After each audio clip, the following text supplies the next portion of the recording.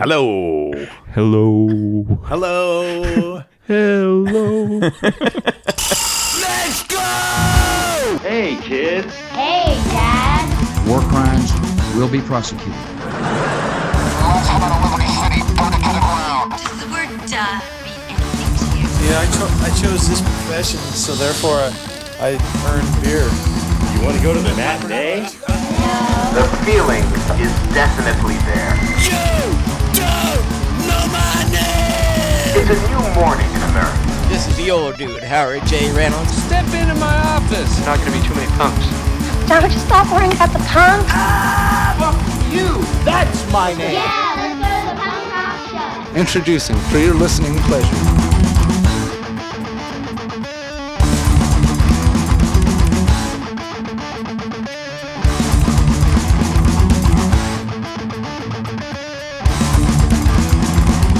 Hi, welcome to the High Fives Punk Rock Podcast. I'm your host, Mike, and with me is Justin. Hey, Justin. Hey, Mike. How are you? I'm doing good, Mike. How are you? I'm doing swell. Just swell. Swell's a good word. You're a swell guy. Swell. Now I feel kind of weird. I did call myself a fancy boy last time, to which my dad somehow saw the clip and was like, "You're a fancy boy?" And that's when you were taken out of the will. Because you don't like camping. Yeah, but I posted it on Instagram. That was a mistake, I guess. They don't care. Yeah, how have you been since last episode? Pretty good? Yeah, no complaints. Summer is going by way too fast. I feel like it's already... I was going to say, like, it's crazy that this is early for us to record in the day, and it might still be light out, but I don't think it is anymore. And it just feels like we've crested the year, and we're already into the back half of it, which is wild. Yeah, it got dark at 9, which is kind of weird. It's like also like the last 2 days have been warm, but at night it's not that warm outside. Like I was out last night and I needed a hoodie, even though it was like 26 all day.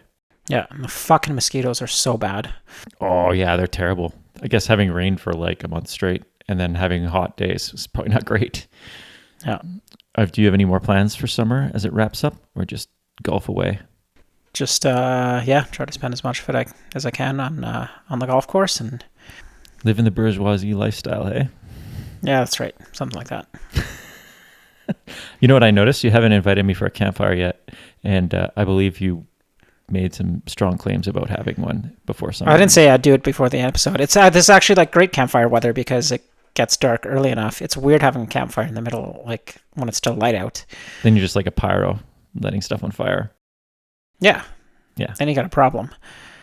But now it's great. It gets dark at 8:30, 9 o'clock, and you can have a campfire. Okay. And hi, you got 3 more weeks of summer. Go home and scrub that disgusting campfire smell out of you for an hour before you go to bed. Have you seen any TV or movies lately, or has it just been all living the Happy Gilmore life? I actually just finished watching Mobland. Oh, I've heard that's really good.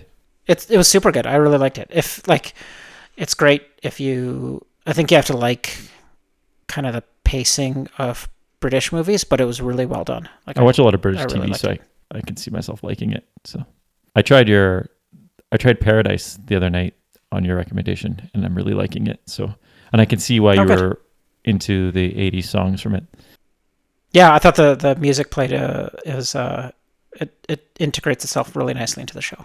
Yeah, it's done well. I'm only on like the 3rd episode, but it's pretty cool and interesting. It's not what I thought it would be, so that's kind of cool. Good. What else? Did you see Superman? I know you're not a big superhero movie guy, right? There's some that I really like. I think I have zero interest in the Superman story. So, I'm not a big Superman guy. I like comics a lot, and I'm not a big Superman person, and it was phenomenal. Highly recommend it. Really? Yeah, it was really I feel done like they've well. watched that movie so many times. They have. It was nice to watch a superhero movie that wasn't like gloom and doom and just like violence, and it wasn't just, there was like something to it. It was pretty good. It was kind of cool. Like the movie ends with this song, "I'm a Punk Rocker," is the Teddy Bears and Iggy Pop, but I didn't know it was a cover until I saw that. Like I know the Crazy in the Brains version, but I always assumed that was an original, but I guess it's a cover. It was kind of cool to hear that.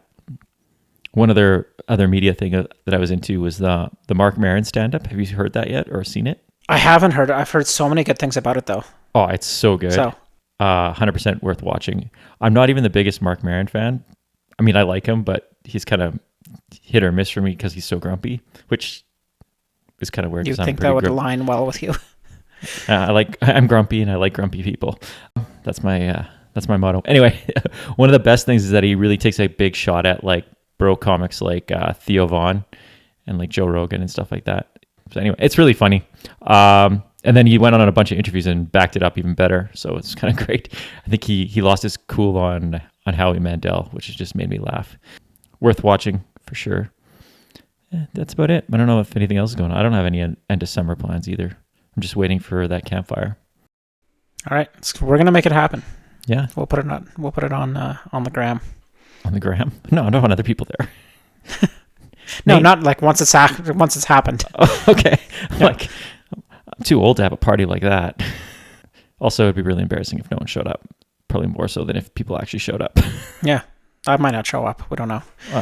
It's 50-50. It's hard to make plans when you're old. Yeah. Even doing like this once a month is like hard to like pinpoint and nail, let alone like going for a beer or anything like that. Was that those wise philosophers said, I guess this is growing up. It is, I guess. Well done, Justin. Have you been listening to anything? A few things. We'll start off with a recommendation from former host who mentioned... That means it sucks. It might. No, it's actually pretty good. A band from the UK called Burnt Tapes, who have been listening to a little bit. Just put out a record called New Lungs. I think it's their second or maybe even their third album. I think it's the second. It's the second one? Yeah. Just started listening to it the last couple days, but I kind of dig the sound. So it's one I'm definitely going to give some more listen to. The other one that I'm really liking is Drought, and they put out their album Souvenir on, I want to say it's on Iodine Records, but I could be wrong. It kind of reminded me of the Flatliners without the like ska nods, so like kind of more not quite skate punk, but a little bit more aggressive punk rock. Oh, interesting. Yeah, I don't think I've ever heard them before. Yeah, I think this is maybe also their second record. But yeah, Drought, Souvenir. Worth a listen for sure. I've actually been liking it more and more and more. And I could see it creeping into a top 5 contender possibly.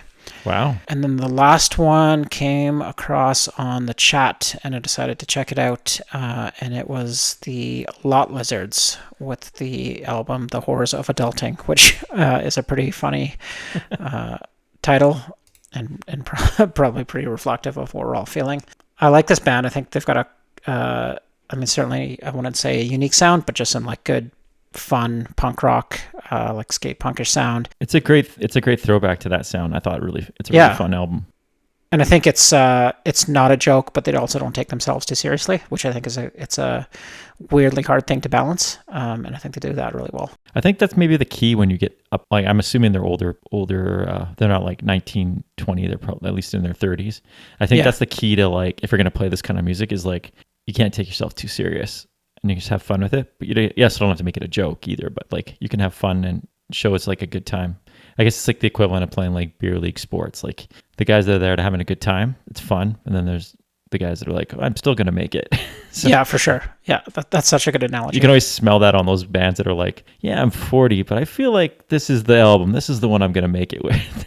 Yeah. So I think it's better to just like enjoy yourself and see where it goes. I think that a lot of those bands sound more interesting when you can see that part. Like they're still just having fun doing it. Yeah, 100%. So yeah, good for them. Lot Lizards. It's a really fun record. And then the last one is this is maybe embarrassing, and I'm probably going to catch some comments in the chat about it. But my kids were watching a movie on Netflix called it's something about like K-pop demon hunters. Oh, I keep seeing that. Like Huntrix, yeah. It's like a Korean animation, like feature length or full feature length movie. Mm-hmm. And it's about like a K-pop band and like girl band, and then they have a rival boy band. But there's a couple songs in the soundtrack that are so good, like from a pure pop, very pop K-pop, sound that are awesome. Like there's such good songs.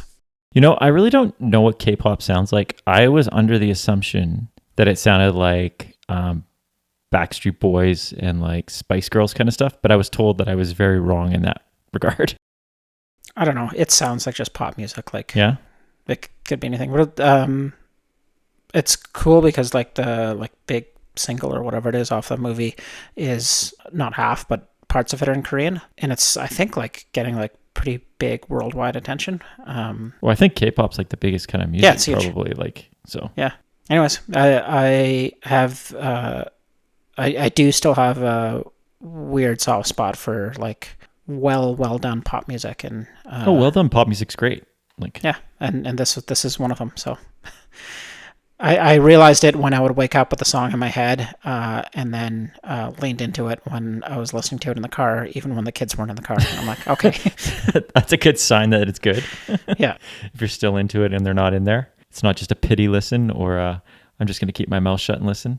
Yeah, cool. I'm gonna check that out. I really have no gauge of what it sounds like. So yeah, one of my first listening thing is also a WhatsApp group suggestion. I'm not sure who suggested it. I think it might have been Vince, but it might have been one of the Ryans. The band is the Chugs. The album is Eternal Brutopia. They're from Evansville, Indiana, which sounds like a made-up name, like for a TV show. Doesn't Evansville sound like a made-up town? It does. It sounds like Erie, Indiana. That's exactly. I literally wrote Erie, Indiana on here, and I was like, no one's gonna get that. And then I realized that Erie, Indiana is an actual place, right? Mm-hmm. Yeah, that show was fun. I think. I'm assuming it's by Lake Erie. Sure. Probably not. Somehow it wouldn't be, hey? Yeah, probably. Yeah, that's true. Like, what, Kansas City's not in Kansas. Still blows my mind. Anyway, their Bandcamp says they make music about Ham's beer. Do you know anything about Ham's beer? Hammed beer? No, it's like Ham's. H-A-M-S-M. I'm assuming it's a local beer to Evansville, but could be. I know nothing about Ham's beer or beer in general. Even when I drank, I didn't really know anything about beers, but I do like songs about chugging beer and drinking beer and partying with beer. So this all suits me very well. It doesn't really make sense that I like so much stuff about that, something I don't really do. They kind of remind me of more of a Midwestern pew pew pew. Like it's not as like, you know how pew pew pew is like kind of frantic and like jangly. This is more melodic, almost like Lawrence Armsy, but like in the style of more of a party song than like depressing punk rock. They have song titles like Minnesota Sober. I have no idea what Minnesota Sober means, but I like the idea. I think it means not sober. So like Red Deer Sober? Yeah, exactly. And they have a song called I Think We're Going to Steal a Jet Ski, which also sounds up my alley. Chugs, Eternal Brutopia, worth checking out. Next one is the Sam Russo album, Hold You Hard? Yes, it's Hold You Hard. I thought it was for a second it was Hold Your Hand, but it's Hold You Hard. Great album. Did you listen to this one? I did not know. You'll like it a lot. It's really good. Yeah. A chunk of the album sounds like the EP he put out where he had a full band and they were more like punk and stuff rather than just acoustic. But there's still a huge chunk of acoustic punk rock on there as well. Good mix of both of his styles. He's such a great songwriter. He's got great lyrics. Everything you would expect from a Sam Russo album and a little bit more. Like if you're a fan of Frank Turner or Dave House or anything like that, I'd 100% recommend checking it out. Oh, cool. Yeah, I'll have to give it a listen. Next is a band called Fond, and their EP Complacent. They're an alt punk band from Virginia, and I think this is their first EP. It's 6 songs. It kind of a bunch of different styles in there, and I think maybe they're just still trying to find what they sound like, but there's elements of Weezer mixed with like punk rock or emo, maybe a little bit of a Pixie sound to them too. Some of the stuff really reminded me of like, and I don't know if this is going to hit with anybody that wasn't our age group, but like that mid 90s slacker alt stuff, like the kind of stuff that would have been on the Wedge when we were younger, like where the video was like all in sepia tone and things like that. Yeah. I don't know if that like really translates intentionally grainy. Yeah. Yeah. Like, I don't know if it would translate to anybody who didn't grow up from that kind of time, but there's a certain sound and video and lighting that all just like you knew what it was when you got it. Like think, what's this? Is it Today, the Smashing Pumpkins song? I was gonna say like it sounds like the Today video. Yeah, like the Today video. Like anyway, really good. Worth checking out. And I stole your idea again and went with a throwback album for my last one. This album is a self-titled album by the Psychedelic Furs. Interesting. Yeah, I was watching Pretty in Pink last week. Say what you want about that. Go ahead, Justin, if you have a joke. Nope, I'm assuming just you in a bubble bath watching Pretty in Pink. Sounds about right. Minus the bath. Anyway, I was thinking about how I really liked all the hits from Psychedelic Furs. Like, I like Pretty in Pink. I like Love My Way and Heaven. And then I think we've talked about this before. I'm like, oh, I should go check out their catalog. I'm sure they've got a couple of better, like, good songs on there and stuff like that. And I landed on their debut album. Came out in 1980. It was a pleasant surprise. It's not as poppy as I would have thought. It was pretty post-punky. You could see some of the new wave in there, but it's way less poppier and way more edge than I thought it would be. A lot more kind of punk ethos into it than I would have thought. Really good. And then I did some digging and found out the US version and the UK version were different, which is also a weird thing to think. Like, some different tracks, and some were on the US and some weren't, and some were on the UK and some weren't. But the online version is the CD version, so that's the one I was listening to, I guess. And this song called We Love You is been on nonstop for me like all week now, because I just really like this album. Worth checking out. On a sort of similar vein, I went on a Talking Heads kick because I was out somewhere and Psycho Killer came on, and I'm like, man, this is such a good song. Like, that's fantastic. That's another song I didn't know wasn't a cover. Like, I think I heard someone cover Psycho Killer once, and I thought their version was and then when I heard the Talking Heads version, I was like, oh, this is a really good cover of Psycho Killer. But it's really good. Like, yeah. Some of their stuff's a little too artsy for me, but yeah, I sort of could see where it was going, like fairly bohemian-ish. Without the Rhapsody. Yeah, no Rhapsody, all Bohemia. But yeah, again, that's sort of like late 70s, early 80s post-punk. There's a lot of good stuff in there that I think, like, I didn't pay attention to when I first started getting into punk rock, because I was like, oh, those are pop bands. Yeah. Because I think we know them from their hits and their pop band stuff. Yeah. And you forget they came out of, like, the same sort of scene. A lot of that comes out of that same sort of scene as, like, let's say the Clash or like the Ramones and things like that, or Blondie and things like that. Or even the two-tone stuff, like, and how influential it was to those kind of bands. And then you're like, oh, okay, I see. I see the Yeah, I think even when I sort of like, like, I wouldn't, well, I guess not at the time because I would have been like 3, but, in my youth, wouldn't have thought of Elvis Costello as being like sort of punk adjacent, but I think he was very much out of that scene. And well, he was like, he's got a record on two-tone. Yeah. I'm wearing an Elvis Costello shirt right now. Are you really? How topical. Oh, you are. On his two-tone tour with Dexy's Midnight Runners and the Specials. Huh. Come on, Eileen. Great song. Actually, there's another band that's really, if you ever like want to go on a deep dive, they've got some really good songs that you wouldn't think. Yeah, I guess like they're probably so written off because of how big that one song was. Yeah. So anyway, it's I often forget about that. I know we've talked about it a lot. Like, I don't think ever on the podcast, but between ourselves about going back and checking out those bands. Does Golden Earring have any, like, they sing Radar Love, right? Golden Earring, is that the band? Yeah. Like, do they have more than one hit? Maybe they're good. But that's all I know about them. It's not like Vanilla Ice, who could have a three disc greatest hits. Easily. That's just the B-sides. Yeah. So many versions of Ninja Rap, all needed. Anyway, great listening, Justin. There's a couple ones that I'm going to really check out, and I guess I'm going to find out what K-pop is. On to our topic. So here's the thing. We started off friends. Oh, sorry. I thought that was a Since You've Been Gone. Oh, that's a intro. good one. I was trying to think of what song I was on. I know this, but I did. But well, now I've ruined that. We should have gone with that. This is why we don't write. We should rate scripts probably instead of just loosely typed notes. And then when I look at them, I'm like, what was I talking about here? It's like when you used to study in university and be like, what was I writing here? Scribble. Ramblings of a madman. Skull drawing. Anyway, so on our topic. All right, we talk about the WhatsApp group a lot on our podcast. It ebbs and flows with conversation and arguments in that chat. And since the beginning of the chat, there's been a lot of pressure on us to do one topic. I've been very reluctant, even pre-Justin. And that topic is short songs. So historically, I don't really like short songs. And specifically, I don't have a affinity for short music for short people that a lot of people do.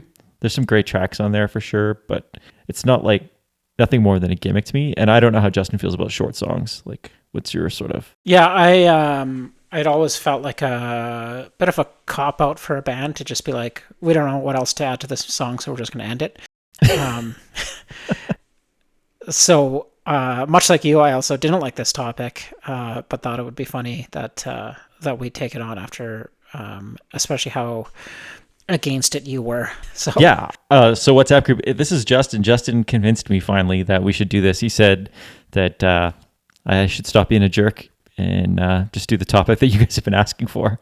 So reluctantly, we have taken on this topic. Yeah. Justin, did you have go ahead. I was going to say, I was going to ask you about your methodology or how you went about picking your short songs. It's like you knew what my next question to you was going to be, because my thing was, Justin, do you have a metric for how you picked your songs? For me, I kind of figured I had to keep it under a minute. It had to be a song that I actually legitimately enjoy, and I didn't want to pick one off short music for short people. Not because there are songs on short music for short people that I really like. I like the No Use for Name one. Mm-hmm. That's such a good song. I like the Big Wig one a lot. I think there's like the Mad Caddies one's pretty good, and the Dancehall Crashers one's good. The Dancehall Crasher one, I feels like it's just like a ad or something. But then like after that, I can't really like. I'm sure there's good ones on there, but it's just nothing like has ever been like, oh, that's so good, I want to listen to it again, kind of thing. I don't know if do you remember? I'm trying to think what year that comp would come out, like sometime in the late 90s or maybe early 2000s. And it would always it was hard to play in CD players because a lot of the times they couldn't figure out what am I supposed to do with like 102 tracks or whatever, or like the track display couldn't, like it only had space for 2 digits, because why would you need something that had 103 tracks on it or 118 or whatever's on that comp? I know it wouldn't even my CD player in my car would the last track you couldn't skip the last 10 songs, so they just went as one big song. Yeah, just got stuck at 99. And even when I ripped my CD collection again, maybe it's probably like 5 or 6 years now. So with a newer computer, it couldn't still read all the tracks on that album. Yeah, and rightfully so. There's no reason to have a 3-digit track number. Yeah, what was your methodology then? I think quite similar. I wasn't quite as restrictive on time, so I think really anything under 6 minutes fit the top. 7 minutes. It's just a free for all. No, I went with sort of a 2-minute marker, so less than 2 minutes. Was my marker for a short song. We missed a good something about Mary song there, or joke there with the 7-minute abs. We could have done it. We should see more planning. We're just not very good at this whole planning thing. 2-minute songs. Don't even break a sweat in 1 minute. Hold on, as a musician, speaking of that, is it annoying to play like a short song? Like, I was trying to think if any of your bands had short ones, and I think 5 Spot at least had. You guys had that generic punk rock song must have been short. Yeah, they were probably like 2.5. So even those are longer. Minutes. And except for Snap, but Snap was just a joke. Yeah, it was like Ja from Suicide Machines, which I was going to pick at one point, and I'm like, that just. Oh, I totally thought about it too, and I was like, should I just pick Ja and just be like, "Fuck you, WhatsApp chat." I should just open the episode with Ja. I think you totally should. Yeah, so 2 minutes was kind of my marker. I also did not want to pick off the short music comp. I think that just felt like that would have been too easy. Even though like you said, there are some good songs, and that Blink song is maybe one of the best songs. I think I saw a video of someone or an Instagram thing of like some couple that had that as their wedding song, like their first dance. Yeah. And I couldn't tell if it was like actually a thing or if it was like dubbed over or whatever they actually played, but. How come when we DJ'd, we never got a cool wedding song like that? I know, that would have been Stuck awesome. with fucking Asia, whatever that song was. Never gonna let that go. The one that's not heat of the moment. So yeah, that was kind of just, and it had to be like obviously a song, or at least a band that I really liked. Yeah, I was like, yeah, I got to pick a band I like at least, not like. Though I was surprised. I did go through like a lot of my stuff, and I was surprised how many short songs I did have to choose from. That were what good. I actually found is I could find a lot of songs that were covers of like, especially of like early punk rock stuff, and then I can't think of the track title right now, but there's on one of the early Bosstones, they did an Angry Samoans cover that's really good. Not that I know the original, but I think their version of it's really good. So and then I sort of looked around, and even like Kid Dynamite has an awesome cover of Rise Above that I think's just over 2 minutes long, and I'm like, maybe it was like slightly modernish take on an old song, just sped up, like an old punk song sped up would definitely kind of clock in at 2 minutes or less. So I did find a lot of that, like a lot of sped up stuff. Yeah. Or joke. There's a lot of joke songs I noticed too. Totally true. I think, that also would track. I don't think any of my songs I would consider a joke, but that might get quickly undone when I start going through my tracks here. I don't know. I don't even remember my list, and I don't think any of mine were jokes, but there was one or two that I thought about putting on that were more humorous than anything, and I can't remember if I kept them or not now. Anywai, so what's your first song? Or do you have something else to say?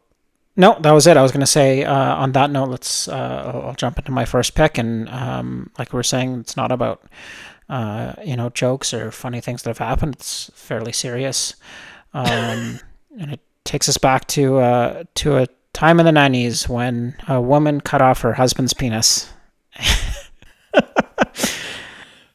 Okay. So I know what you're going with. It's the John Bobbitt's, or it's like, say your song first. No, it's actually not that at all.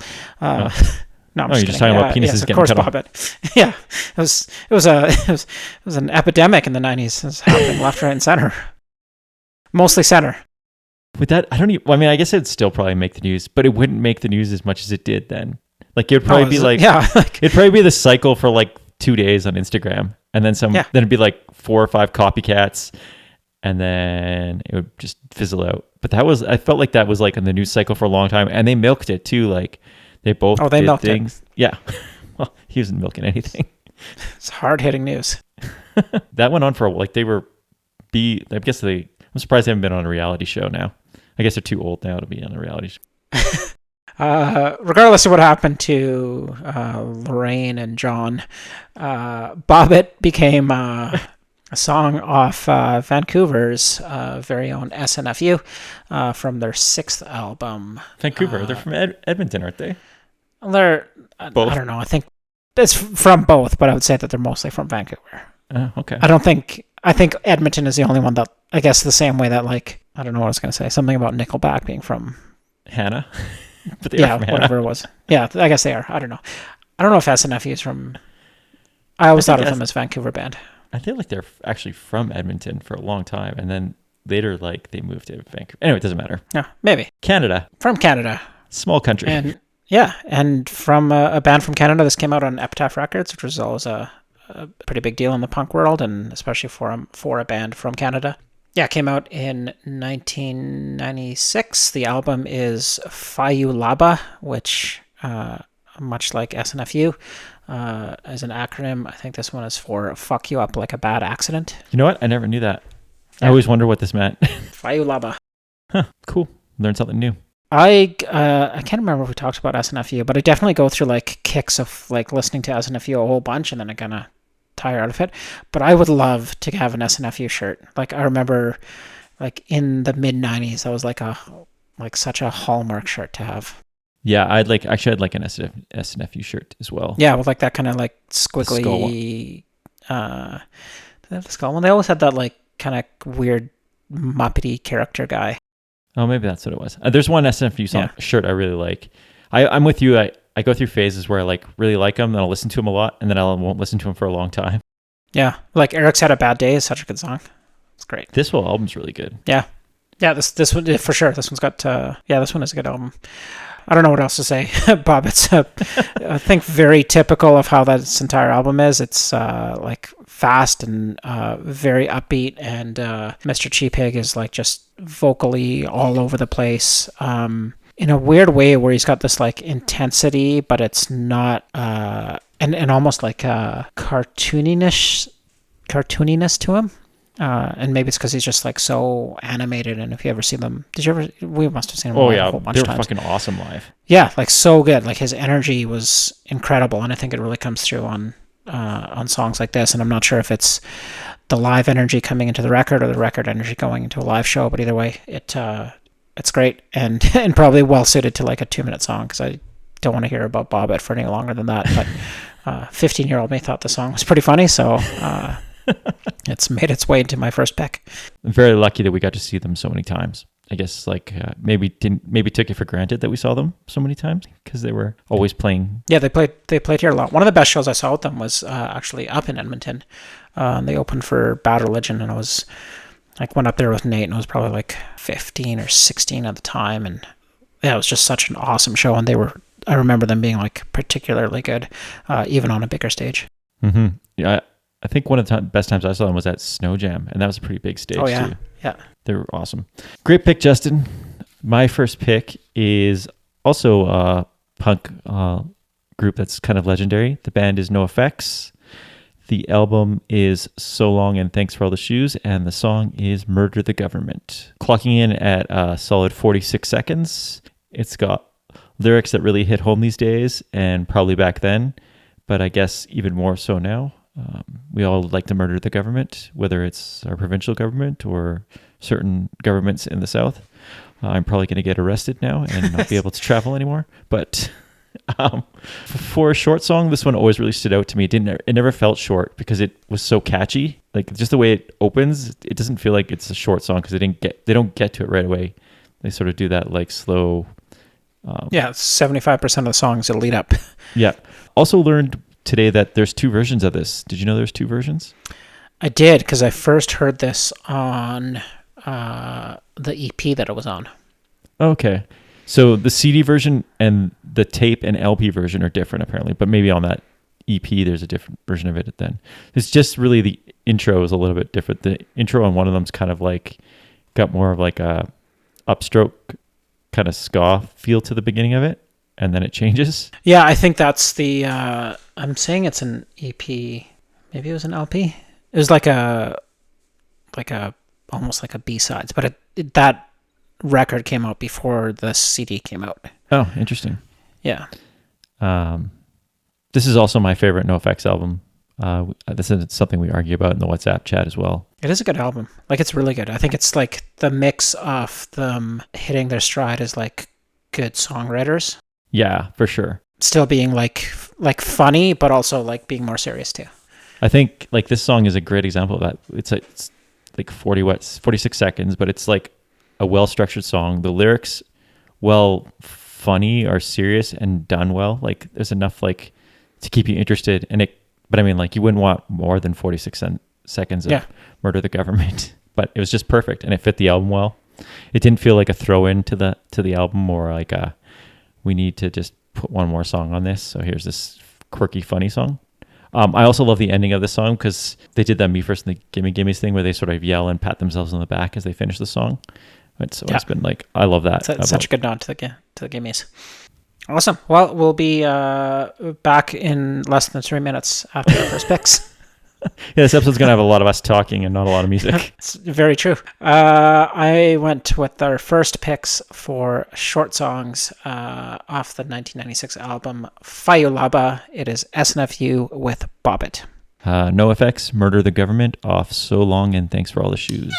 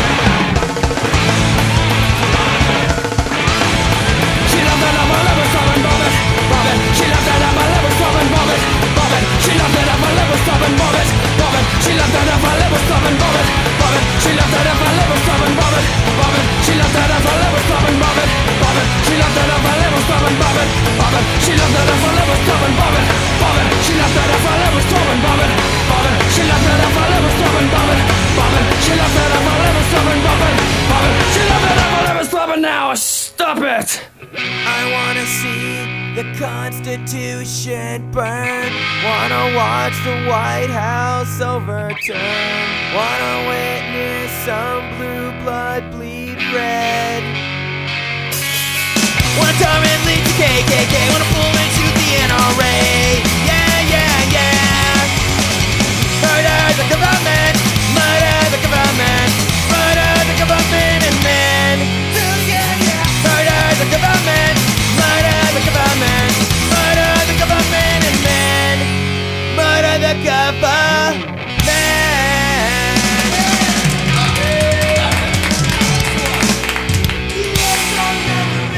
Are you going to start? I think you start usually when you come out of a song. All right. Okay. I tried that last time and you got mad at me. Oh. All right, we're back with our Well done. second picks. Moving right along. If you skip the music, it's going to be a really short episode for you here. No, it's going to be the opposite. If you skip the music, it's just us. There's not a lot to listen to. I'm going to carry on my my CanCon here. We're going to string it all together. I don't think I can link all the songs like I did in that previous episode. That was impressive. It worked out so well. It's not going to happen this episode, so it's going to end here with my second pick, also out of Vancouver. So not just CanCon, but VanCon. Wow. That's a thing. I'm going to make that happen. Coming out 1 year previous in the year 1995. I can't remember if I picked these guys for our 1995 episode or not. I might not have. But Did we do a 95 episode? Oh, that's right. We didn't. We started in 96. Yeah. Yeah. That would explain why I didn't pick them then. But I know I've talked about them on the podcast before. Oh, because they were touring with Sum 41. It is, of course, Vancouver's very own Gob and their first record that came out on Mint Records. And I swear to God, we must have seen this band like 25 times in like a 3-year span. It seemed like they played Calgary every couple of weeks. Yeah, and we went all the time. All the time. I loved this band, like seeing them. I still really like Gob, I think. Like, I don't know if I'd go see them now because I just feel like it would be like, I don't want to sound like I almost feel like it would be like we were talking about before. They take themselves too serious at this point. They don't know which is funny because they don't think they took themselves serious when they were like 19 playing, but I feel like they take themselves more serious now. Yeah, and I don't need to listen to 50-year-old guys singing about jumping in a lake. Maybe. But the song I did go with is, of course, Soda, which I think was the first single. And I don't remember if I saw them first, but I definitely remember seeing this video on Much Music. And, like, it was awesome just to see, like, a fun punk rock band. And then they're, like, playing hockey and going curling and just being jackasses. And then we would watch them play every single weekend. And I still, to this day, love this album and love this song. And it's just, like, such a great throwback to going to see shows, going to the university, hanging out with our friends, going to shows, meeting like people that you'd only like show friends, like people that you'd only see at shows, but you just kind of knew them from being in the punk rock scene. And yeah, just how awesome it was to spend a Friday night like finishing school and then getting everyone together and like packing into cars and driving up to see an all-ages show. It was like what a great time. Like I saw, where did I see that? They're touring Europe, and it made it sound like they had never toured Europe before, which I thought was kind of weird. That seems crazy. Like they had a song on, what was this? They had like their Painted Black cover. It was on like a Schwarzenegger movie. Was it? Yeah, it was in I think it was like The End of Days or something like that. I know it was in a movie, but I don't remember what movie. And they were in that NHL soundtrack. Yeah, that's right. Yeah. It was like I Hear You Calling. Was that the song? No, it was like after. No. I think it was like the album after the Foot and Mouth Disease one or whatever. Yeah. Ugh. Yeah, I love Gob. Specifically, this album I love a lot. Again, I don't know how much of it's nostalgia, and it does remind me of the same sort of things, like hanging out with our friends and being stupid kids. And I do think you bringing up the video is kind of interesting too, because I don't know if people would recognize how hard it was to make a video probably back then. So it really gave off like the appearance of like skate videos and stuff like that at the time that were like basically people our age or like slightly older using camcorders and splicing things together that like there was not real like the plot lines weren't there. It wasn't like it wasn't Spike Jonze doing it or whatever. It was like, it really felt like as a kid you're like, oh, I can relate to these kind of bands, because this is the kind of thing that we could put together if we like did it. So For sure. And I think that was one of the great things about like a band like Gob, is it felt like not just do I want to be in a band, but I could be in, not to say I could be in that band, but like I could be in a band like that. yeah, I could do it. Yeah. So I think that was like, it was so relatable. Yeah, great Yeah. pick, Justin. Yeah, I was going to go with Custer's Last Stand. Great song. Which is such a great song. I think maybe still my favorite Gob song, but it was a little bit too long. I think it was almost 2 minutes. So I went with Soda, clocking in at 1:35. No kazoo. I don't like the kazoo song. No, I don't like the kazoo song. That's like also a thing of like that era of punk rock where there was always like something goofy on an album. Anyway, great pick, Justin. So my pick is going to tie into your pick pretty well, because it's a similar story of like us seeing a band a lot and going to see them at the Black Lounge and seeing them all the time. It's Local Legends, Chixdiggit, off their self-titled sub pop album Chixdiggit, obviously. And the song I picked is Great Legs. So this is the first song I thought of when we started making this list, because when I used to make mixtapes back in the day, this album was gold for getting in that last song on a side when you only had like a minute and change. Like you could always go to Chixdiggit to get a track for that last little bit. And I'm not sure, again, and I've sounded so old this whole episode, back in the day when you made mixtapes, like you had that finite moment, and it was always like great if you could fit in that minute to 45-second song to fill that gap, because it always felt like you had like that little chunk of dead air, and then it always sucked when you messed up and the song even cut that off. didn't fit. So Yeah. then you had to like go back and either like blank it out or find a song that fit, or just stuck with it if you were lazy. But yeah, Great Legs clocks in at 54 seconds. It's 54 seconds of pure pop punk sing-along. Like that whole thing, great teeth, great legs, great body, but she had a bad attitude. Just like it still resonates so well with me. Like the minute I hear that song, I think I have a really terrible memory, and I think I could sing most of this album. Yeah, for sure. Front to back, because I've heard it so much. It never feels old. Does this album feel old to you ever? Like, No, it's it like never feels like it's like timeless. And I don't know if it's just because it's from us growing up with it, or the Calgary thing, or if it's just like it's just so good. I think maybe it might just be good. I get giddy every time I hear it. Even like the teenage humor on this album, it doesn't bother me. So like when sometimes I go back and I'll listen to like a Blink 182 song and I'm like, oh, that's pretty lame. That's so cheesy. That's not for me. Or like we said, the kazoo thing. But then I'll hear, I want to hump you. You're the best chick in the mall. And I'm like, that still passes the test. or this song about being dominated or having a bad girlfriend. I think it's about being both maybe. And I'm like, this is hilarious. It's so relatable. Or not relatable. I don't know. But anyway, Chixdiggit, awesome. I feel really lucky that we grew up with Chixdiggit, and I guess to some extent Gob as well. Yeah. In town.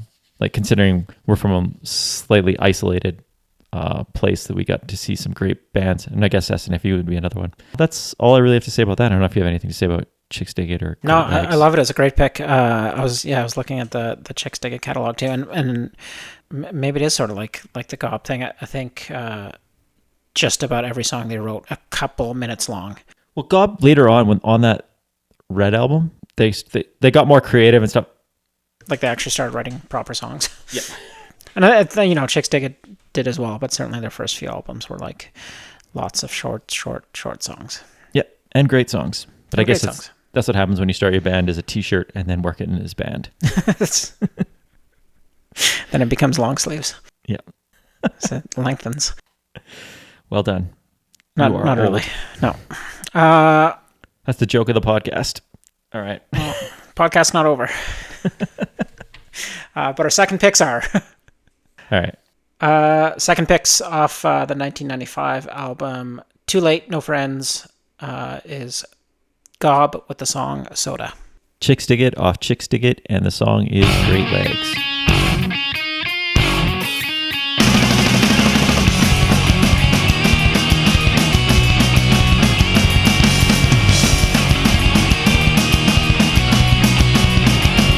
Like I knew that you would come to me and we'd run away with all our dreams.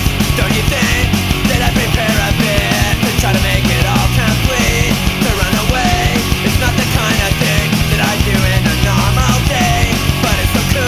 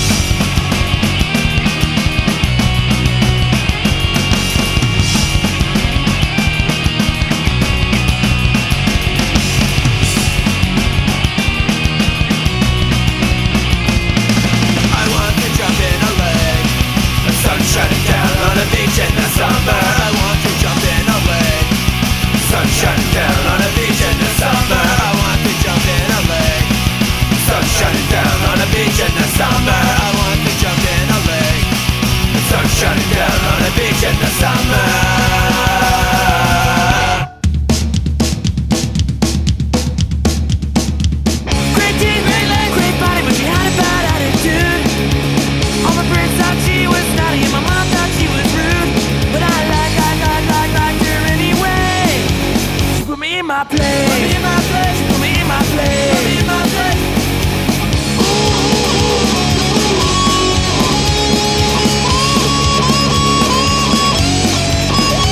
But I like her anyway. She put me in my place. Put me in my place. She put me in my place. Put me in my place. She put me in my place. She put me in my place. She put me in my great teeth, great leg, great body, but she had a bad attitude. All my friends thought she was naughty, and my mom thought she was rude. But I like her anyway. Mike, I went back and looked at Too Late No Friends. The average, like I was saying, Custer's Last Stand was too long. It was actually one of the longest songs on the album at 1:44. That album is 20 songs and is 30 minutes long. That's 30 minutes that you should go check out if you've never really listened to Gob. Yeah, there are some great songs on it. Moving right along, or actually back in time, coming out of 1988 is when the CP came out. I don't imagine a lot of people have the EP. If you do, you should absolutely hang on to it. If you have the Hectic EP, most people would know this from the compilation that came out. It's really the only release that this band has. They are none other than ska punk legends from the East Bay, Operation Ivy. I have a hard time really placing which songs were recorded when. On this one, I never had any of the original stuff. It was all about the compilation that I think became a staple in just about everyone's CD collection. And I think this one too is like there's 24, 28 tracks on it. You know, certainly a lot of standouts. I would say Op Ivy is one of the most influential bands. I can't say that I was into them right from the get-go. I think I went back and you know, sort of discovered them along, you know, sort of backwards through Rancid, and kind of went back and was like, I think it would have been hard for us.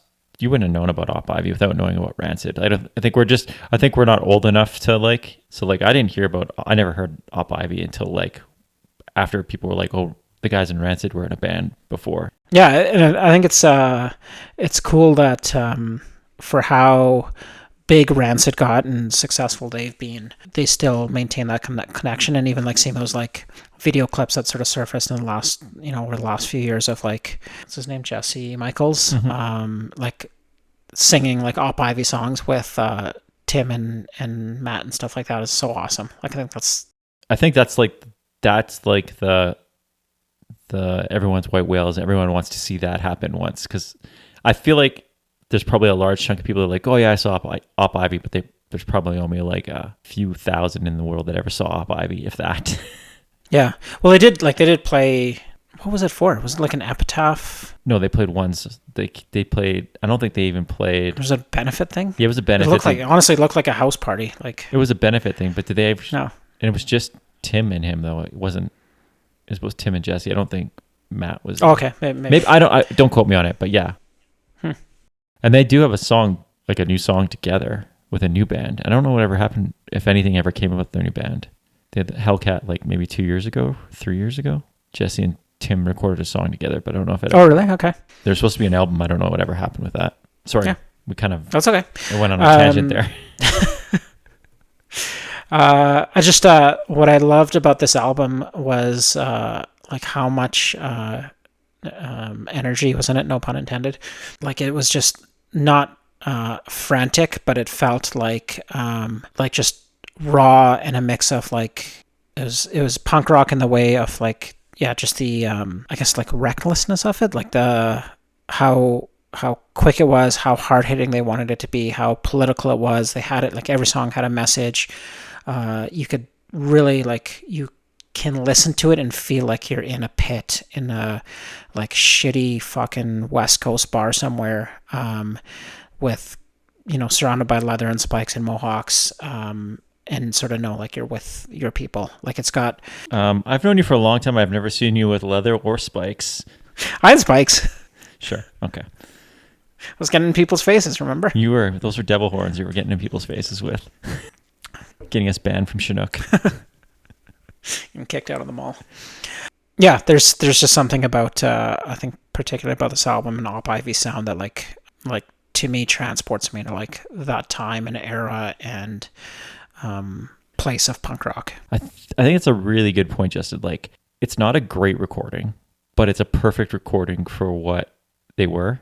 And it's the rawness is there. Like, I don't know what it like. It's perfect. I think it's everything that I want punk rock to be always. Like, it's that youthful energy. It's that anger with society, but also like hope and like the camaraderie and like everything about it is what I liked about going to shows and stuff like that. And like, it just feels like it's all encapsulated in this album that's old, not recorded terribly great. And it just feels so like perfect. It's just like, and it's a compilation. That's even crazier. It's just a compilation, but it still feels like one giant awesome album. 100%. Yeah. It's a good point about it. I never really like thought about it too. You're just talking about like what it all feels like to listen to Op Ivy's album. And again, it's like, and it's not like we have any nostalgic appeal to like, it's not like we grew up listening to Op Ivy. Op Ivy came to us when we were like, they were long gone. Like, it's a good 10 years. They were, well, not 10, like 6 or 7 years. Not far off. Yeah. 6 or 7 years of us not being around or whatever. Yeah. What songs did you end up going with? I went with Caution, which is actually one of my favorite Op Ivy songs. So, and just happened to be one of the shortest ones. What did it clock in at? Do you know? I think it's a minute 22 or a minute 34, somewhere in there. Nice. Great pick, Justin. My next pick is a band called Houseboat off their album Delaware Octopus. The song is Every Day. Houseboat is a pop punk band featuring Grath Madden, who you may know from bands like The Steinways, Robot Bachelor, Barracuda McMurder, and then Luke of the Copyrights Hospital Job, and a zillion other bands, and then Noel of Rational Anthem, and probably some other bands too. I think that whole scene's pretty like, they just put bands out together. They're just a big collection of dudes jamming. Well, I think Noel's a girl, but oh, sorry. Yes, good people jamming. Yeah. Come on, Justin. Trying to get us canceled here? Good people. You're already pissing off the Christopher Reeves Girls people. can be dudes good. It's all good. the same. Anyway, if you're into that kind of music, you probably already know Houseboat. If not, you should check out Houseboat. This is the shortest song on an album where the longest song is 2 minutes and 38 seconds. Something like, I kind of had almost picked Grath and I think the three of them maybe in this band with Mikey Erg, a band called Scrap Plans, which put out an album last year.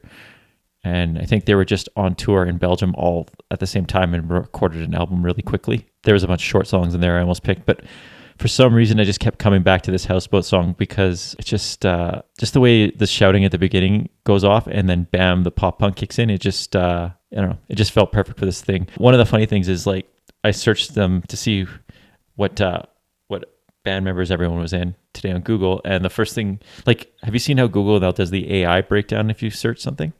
Yeah. Which is the Gemini. Useful and weird at the same time. But so they broke down Houseboat and they said the key characteristic was it's a pop punk band of appropriate length featuring appropriate number of songs. Appropriate. I was like, what does that mean? But I guess Google likes that they have short songs on a short album. Yeah, it's just a familiar style of Houseboat. If you like pop punk, this will be your jam. If you don't like pop punk, you might not like it. But I really like this song. I actually really like this idea of bands that like just can, like just form and reform and get together with like the same sort of people and do different things. The same circles and just like, do sort of different things, do similar things, do all sorts of stuff. And I do think Houseboat might have even played a show like last year or coming up, or maybe they are playing a show. Like, yeah, again, it's just like they just sort of join in and put out a new album, put it under a different band name or the same band or something like Robot Bachelor sounds a lot like Houseboat, and I think 3 of them are in it or 4, or maybe it's like an extra person in, but now they're Robot Bachelor instead of Houseboat. And I think one of the songs on Robot Bachelor is the third Houseboat. It's called like the third Houseboat album or something. So again, I don't think they take themselves seriously. Circling back, I just think that's maybe what makes bands like this work still. Yeah, and I think again, just in terms of like, how they form in the circles they run with, it really just seems like they want to make music they like with the people they love. Yeah, that's so great. That's awesome. That's cool. We don't want to talk long on a podcast with short songs. We don't need to talk for more than a few seconds, right? That's right. All right. Well, on that note, third picks for short songs. The one and only Operation Ivy. It was originally on an EP called Hectic. I wonder how much something like that's worth if you have an original pressing. It's got to be The original tons. pressing is probably worth quite a bit, but it might, yeah, who knows? Lookout probably, they sold well right away, though, like if I remember reading correctly from the Lookout book. So I don't know. But they basically went on tour and then broke up. Yeah, like I don't think they have a very long history. So either way, Operation Ivy with the song Caution. Houseboat, the song is Every Day off Delaware Octopus. No one knows what a Delaware octopus is. I don't even know where Delaware is. I'll show you when we have a campfire. Awesome. Shadow puppets. John Bobbitt coming? All right. Now I've ruined this. Caution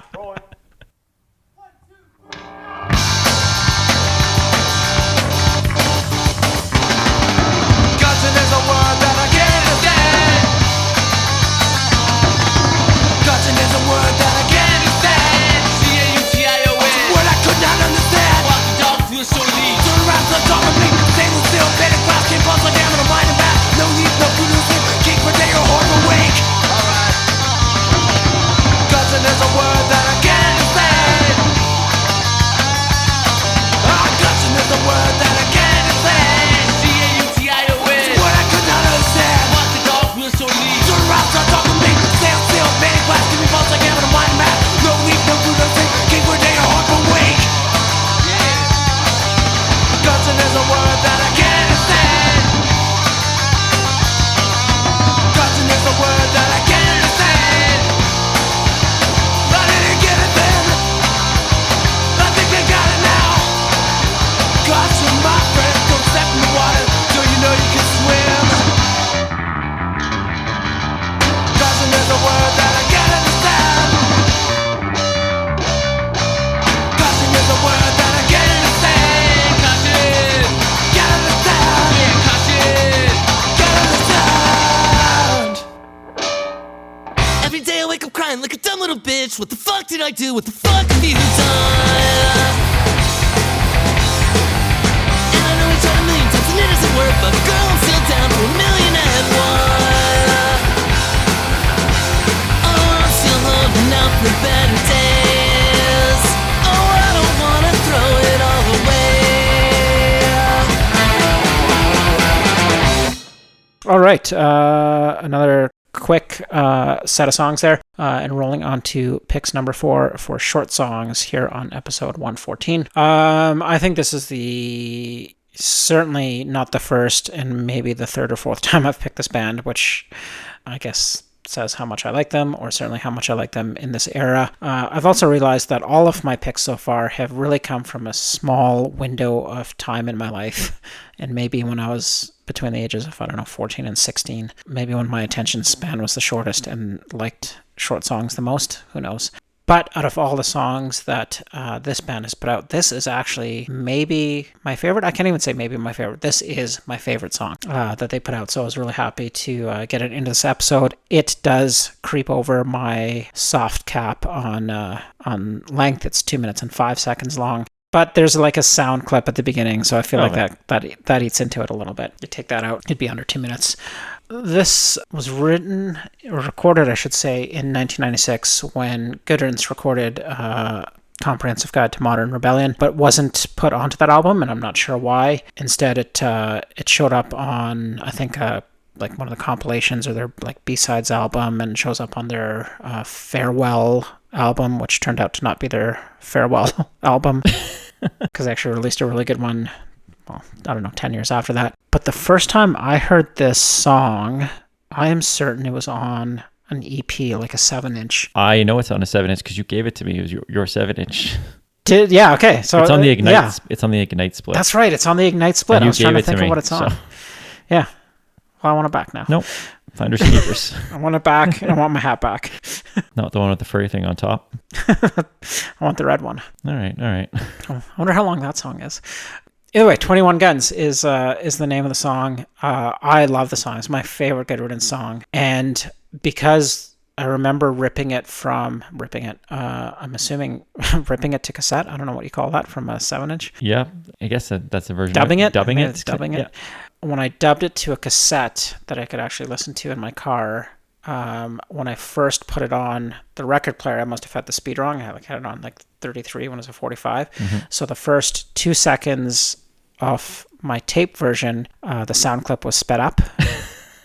So I cannot not hear that when I hear the song, because it starts with like that sound clip of like, like a guy commanding the fucking military, I don't know the terms, to like load their guns, and then they fire 21 gun salute. In my head, it is always this weird sped up chipmunky sound for like a quarter of a second or half a second, and then it plays normally. You know what, Justin? Because I probably heard it with you on this tape, or wherever we taped it for, maybe even for Boats' car or something like that. That's how I have it envisioned in my head too. Yeah. Isn't that weird that like something it's forever sticks with you? burned in my head. Yeah. Should I speed it up for this episode? No, I don't have that kind of talent. You can give it a shot. Yeah, love the song. I think this is like the best of Good Riddance. It's just like chaotic fury and really sort of throws them back to like their like more hardcore roots. And I love everything about the song. Favorite Good Riddance song. So I'm glad to get it on this episode. This Good Riddance song reminds me of you so much. So great pick, Justin. Also, maybe it would be up there for me on my favorite Good Riddance songs too. So good. Great pick. The band I picked is a newer band, which Justin and me were talking off air. We were wondering if newer bands still did shorter songs, and they do. The band is Origami Angel. The song is Bed Bath and Batman Beyond. It's off their album Gammy Gang, which I've talked about a couple times on this podcast if you want to go back and listen. I thought it was weird to have a song like this be so short and still fit their style and genre. Like, it's high energetic, noodly emo pop punk, but then it's got like metal finger tapping in it, and it's only 56 seconds. There's a lot going on in 56 seconds. It doesn't feel like it's that short of a song either, but it's so good. It was one of the standout tracks on the album, which is kind of weird to say, and it's a double album. So there's a lot of songs on there, which maybe left room for short songs too.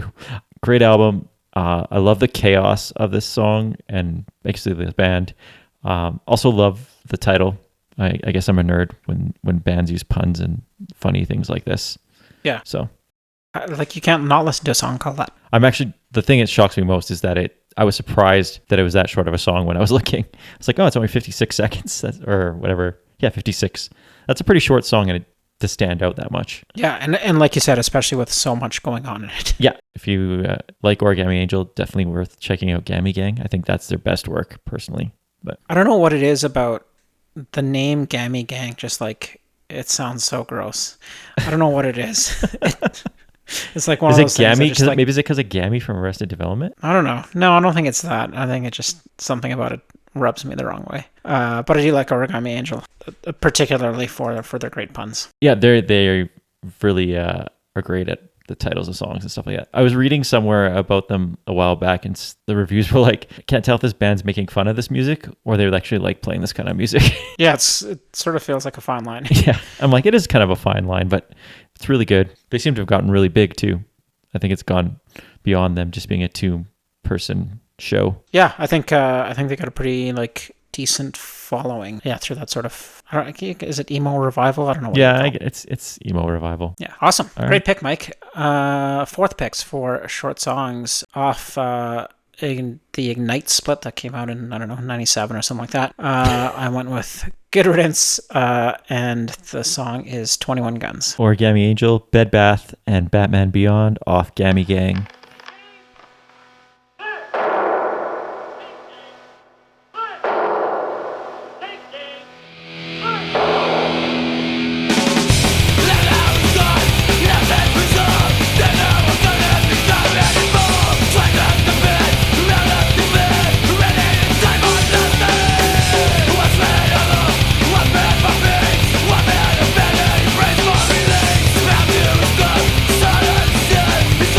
It's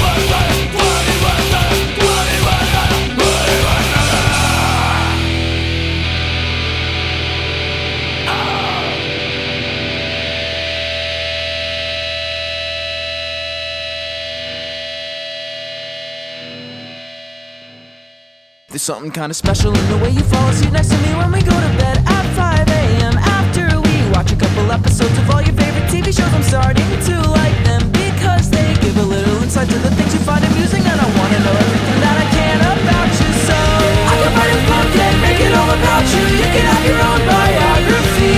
Burn 100,000, make a bunch of coupons. We can give them all away for free.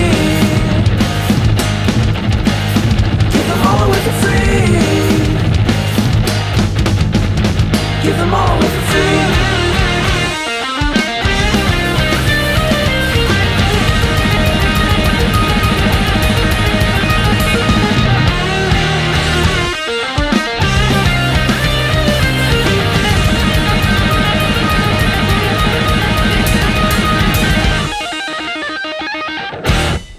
So we're keeping it short and sweet, just cruising through this episode. Like Justin said earlier, if you're just listening to the music, you're probably not even going to get off your driveway or up the street before this episode is done. But as we move on to our fourth picks, I just wanted to say thank you to anyone who's listening or listened to our podcast. Thanks to anyone who took time to write a list, review the podcast, leave a comment, or reach out to us in any way. Thank you to the WhatsApp group for all the great conversations and music suggestions and arguments and jokes. If you want to join the WhatsApp group, get in touch with us and we can add you in there. Thanks to Justin for doing this and putting up with my lameness. You can find us on most streaming services. You can subscribe or comment or whatever. I think those things help the podcast in ways that I don't really give a shit about. But if you like the podcast and you know someone else who might like it, tell them to give us a listen, and you can support us that way. You can find us on Instagram at High Fives Podcast, or if you want to email us at superhighfivepodcast@gmail.com. Still hate that I had to use that email address. I guess there was another High Five podcast at some point, but I think we've overtaken them just by my nerdiness and stubbornness to just stay with it. I think a lot of people start podcasts and give up, and we're still trudging along, even though it's a niche group and thing to listen to. But thank you again. Really means a lot that anybody listens or cares what we have to think or what we have to say about music, and some people actually enjoy doing it. And again, love doing this with Justin, and it's great to hang out and meet people in the WhatsApp group and stuff as well. On to our last picks, Justin. You said your computer is running low on time, so this is perfect that we were doing short stuff. But we've got a little bit of an audible. And what is that audible, Justin? We've decided to go with very long songs for our final picks. Just, I don't know why, to be jerks. And like I said, that's your comfort throw the zone. episode for loop, so... What's your feeling on a long song? I don't mind one, but I also sort of attribute that to how much I like classic rock and, well, actually, probably most directly, one of my favorite songs is a very long song, perhaps one of the longest songs. It's got some claim to, I don't know if it's like the longest rock single or something like that. I don't know, you hate the band, so we won't dwell on it for too long, but like November Rain's one of my favorite songs. Yeah, you can roll your eyes. So maybe that's where my fondness for a long song came in, because I think it takes, I don't know, it takes like probably like something like pretty, like you got to be pretty into it to write a long song that can keep an audience sort of hooked, and it's got to have the right flow. It's got to connect. Like it can't just be a kind of feel like 6 different songs fused together. It needs to sort of tie itself all together. But yeah, I think it takes like a pretty good vision to write a long song. I was thinking about this, and ties back to your first pick. The Decline by NOFX is such a great long song. Excessively long at 18 minutes, but like... We're not going to play The Decline. No, we're not. But it is such a good song because it leaves you wanting like the next part, and it feels like it's almost, it is set in sort of like in stages, like, almost like theatrically, and each stage sort of sets up the next one. Mm-hmm. And then when it sort of gets to like the big outro and like the horn part, like it's so good. Like I think it's just like, that's one of the best, 10+ minute songs out there. Yeah, I love The Decline, and I agree with that, but it does feel like it's a bunch of songs that are connected into a theatrical thing. But I do love it, and I do think it's amazing that they wrote it. I don't think people saw a punk band like NOFX being able to pull something like that off. Yeah, especially since they like like, well, we don't have to talk about it forever, but like a lot of the EPs, and then they started putting out like that 7-inch club, and it's just like they put 7 songs on a 7-inch because they're, like this sort of 45-second spaz. So it's cool to see them put out a really well thought out long song. Before I say my piece, I will admit that I do like November Rain as much as I hate Guns N' Roses. There we have it. Yeah, I do. There's a lot of Guns N' Roses to not like. Maybe more so personality than musically, but November Rain's good, and it is good because it's a good long song and it's done well. Long songs can suck. There are a lot of very long songs that suck. So I think it's like a special, like you were talking about, a special talent to put out a great long song. I'd say it's a lot harder to put out a great long song than a great short one. 100%. Yeah. And especially these days, because I feel like our attention spans are way shorter than they used to be. There's no way you could get out with putting out a 7-minute hip hop track or a 7-minute pop song anymore. There's like no way. Yeah, although Rapper's Delight, I think, is like 8 or 9 minutes long. That's what I'm saying. Original. They did. Yeah. I don't think you could do that now. No, I don't think you could. Unless it was something like even Wu-Tang's got like 6. They have like 6 or 7 minute songs. Yeah. But some of it drags because it's so long. I was thinking about like when we DJ and stuff like that. There'd always be these like 80s songs, like either pop or like dance or hip hop, and I'd be like so stoked to play it.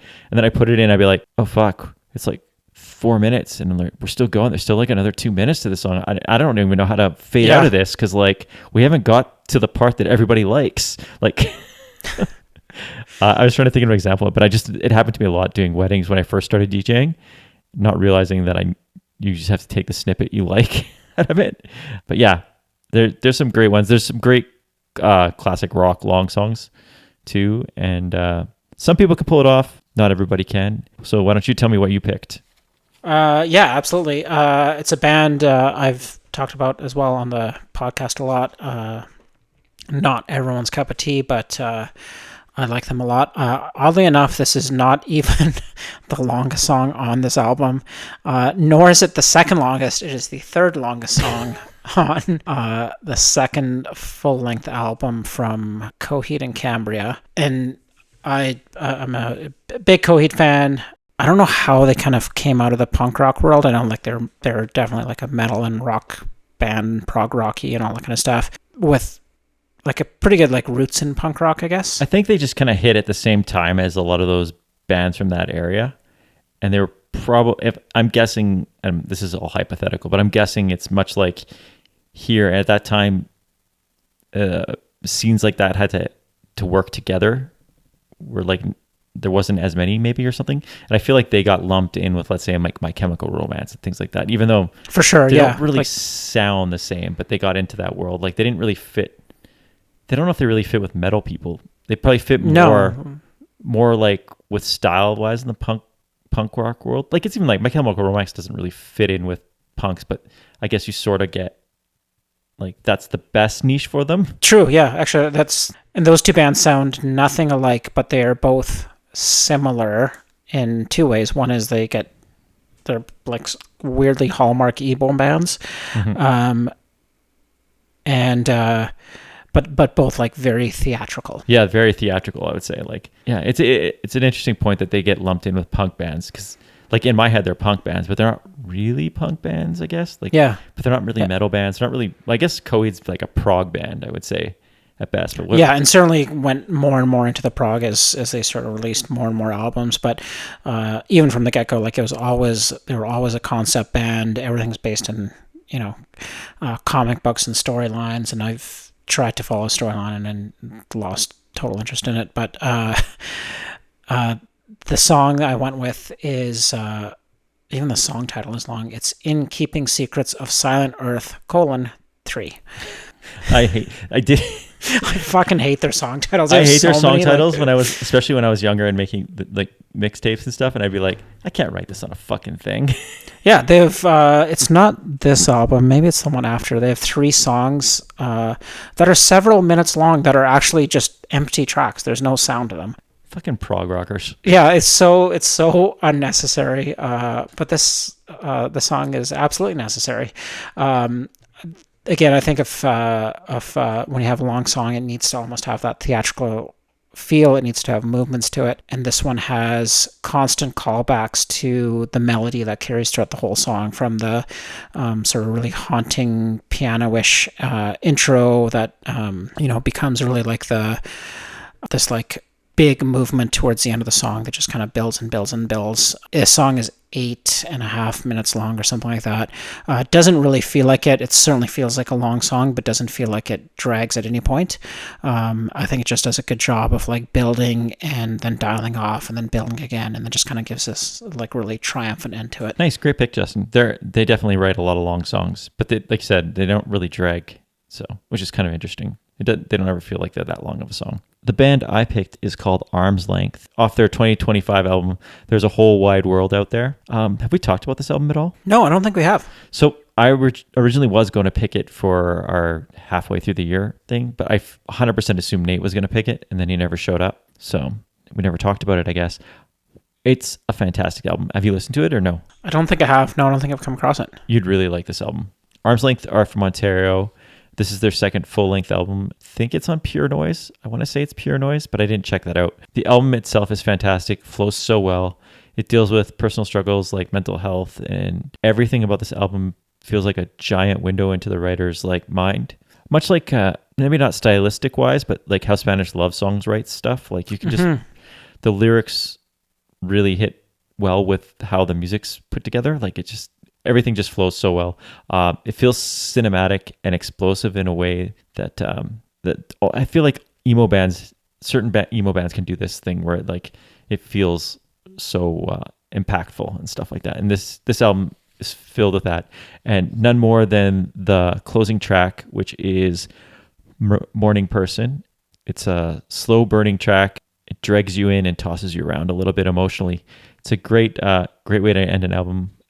The reason I picked it is when we came up with this topic and then added the long song bit, I was trying to think of what kind of song you'd want to hear at the end of a late night as you're driving home or lying in your bed by yourself. Like just that long, nice way to end the whole thing. The kind of song that never feels long. And I thought this one fit that criteria well. Again, super solid album, worth checking out everything. But I really liked this track a lot and figured it was a great way to end this episode. So that's why I went with it. Awesome. I'm excited to check these guys out. I love the way you described them. I don't know how I feel like I've missed them entirely. I'd have to go back. Maybe I caught their last album, but... The last album was 3 years ago or 2 years ago. Yeah, okay. So that's a really good album too. I think you'll really appreciate the production on this album. Cool. All right, maybe we nailed the CanCon this episode. There's so much of it. Yeah. It's... elbows up. Gotta appease your boss, Mark Carney. That's right. All right. Well, so settle in, everyone. You got almost 20 minutes of music coming your way here, making up. Have we done it so that, Mike, I think we have. I think our last picks are longer than our first four picks put together. I think your song's longer than our first four picks. Yeah, it could be. Yeah. I think this song is just under 7 minutes too. So yeah, I think it'd be really close. All right, well, just like that weird time in the jacuzzi, it's 4 short ones and 1 long one. I have no idea what you're talking about, but I assume it's a great story. It's a different episode, a different podcast. So long, and thanks for all the bubbles. 5th pick for not so short songs now. Just over 8 minutes long. It's Coheed and Cambria off the album In Keeping Secrets of the Silent Earth 3. The song is In Keeping Secrets of Silent Earth, 3. Man, that's a tongue twister. Arm's Length off their album There's a Whole World Out There, and the song is Morning Person. Thanks for listening. Stay cool and be excellent to each other.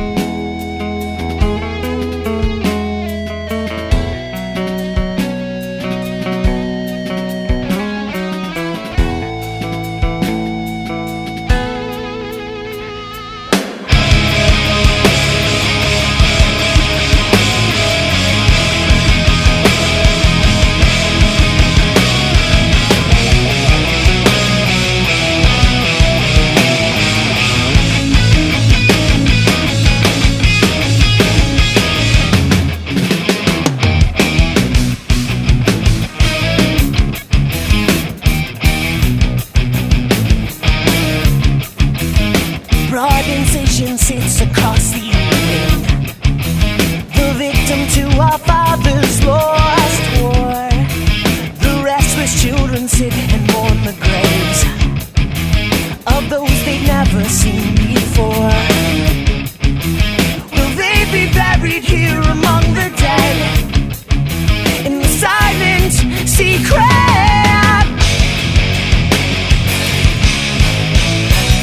The pioneers,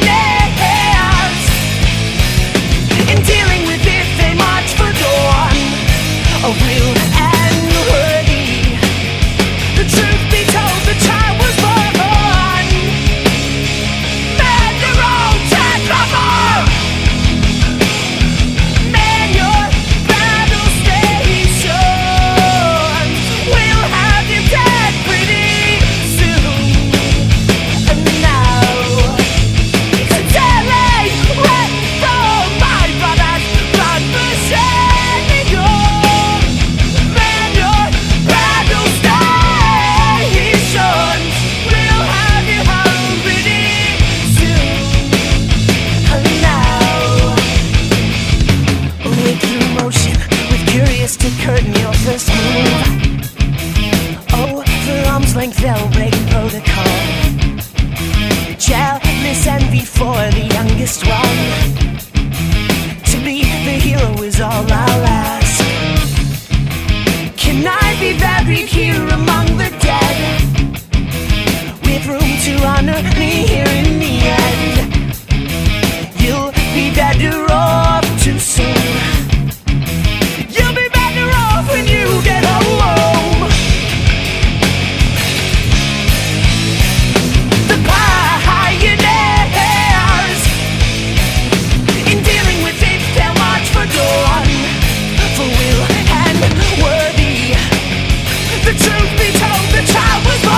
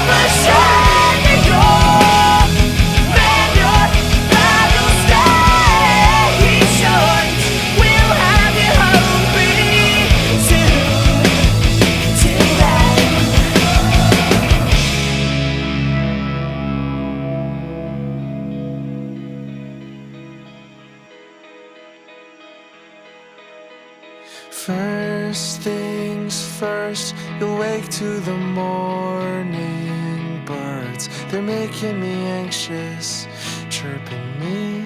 They know I'm ashamed, 'cause I'm still awake. Do I sleep enough? Well, I can't get enough of the stuff. It seems only fitting. The only way to put me at ease is so tough to achieve. You told me bad people don't think they're bad. They wouldn't care if they could. But shouldn't good people be certain they're good? I know I'm overthinking this, but fuck, maybe I should put my flaws into focus, 'cause then I understood.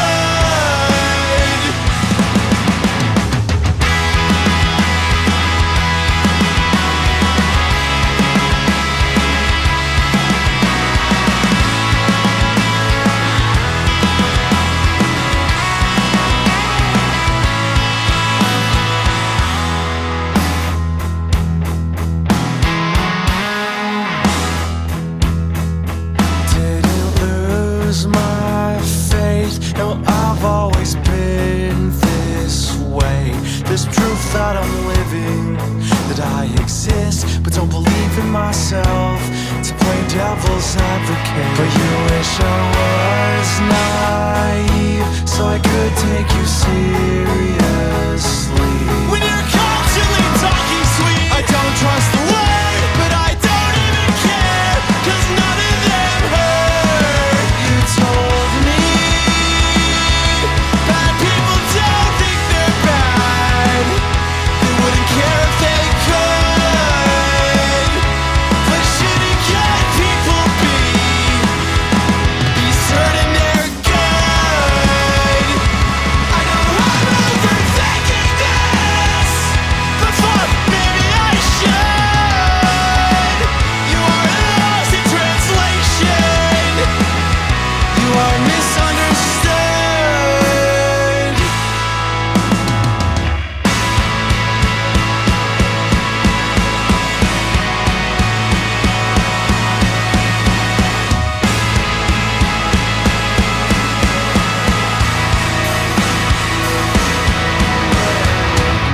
To my core, you figured it'd be warm. You come to terms that I'm devoid of what you came here for. You are not consistent, nothing of the sort. When you've been ice and steam and water, and I've loved every form.